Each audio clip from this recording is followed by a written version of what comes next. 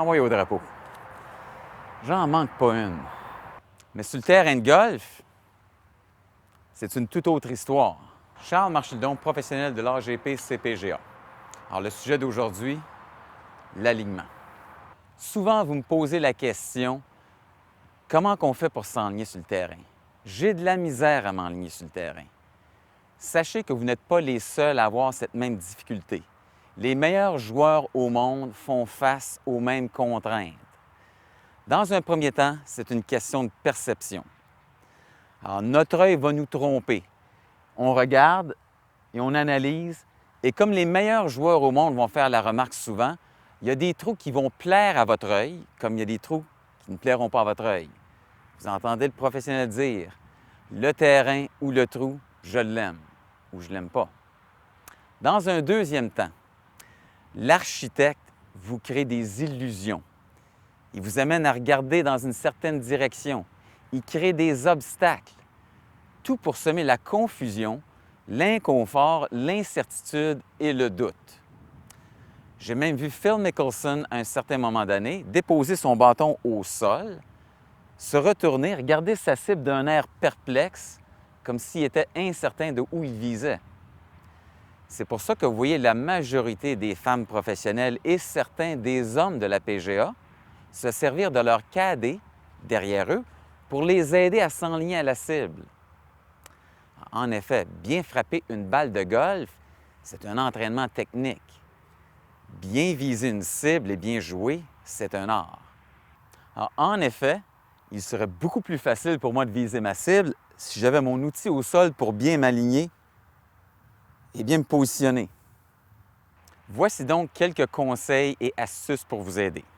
Dans un premier temps, je n'ai pas de ligne au sol, mais je vais tenter de me faire une ligne imaginaire. Alors, à l'aide de mon bâton, au-dessus de la balle et vis-à-vis ma cible, je me trace une ligne imaginaire et je me trouve des points de repère au sol, tels les divots, les marques de bâton.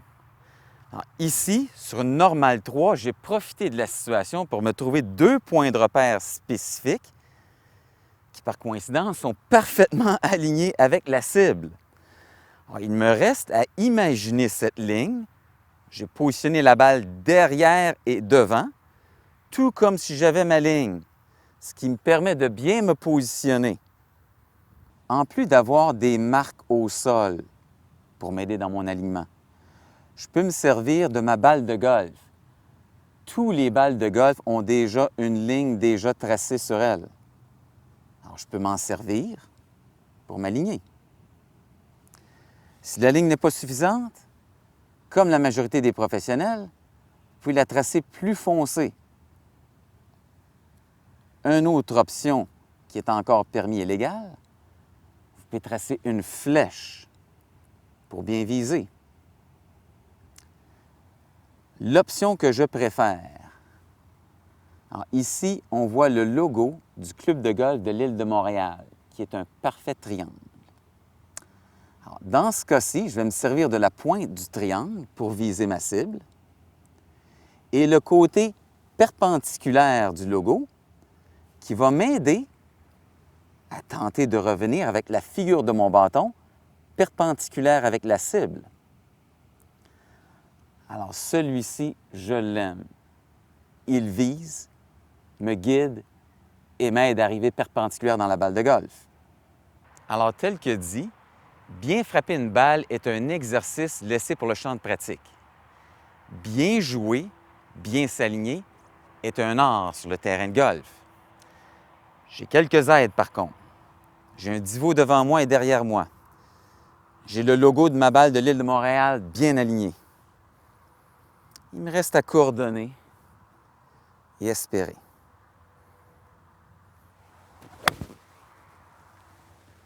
Envoyez donc. Excellent. Bon golf tout le monde.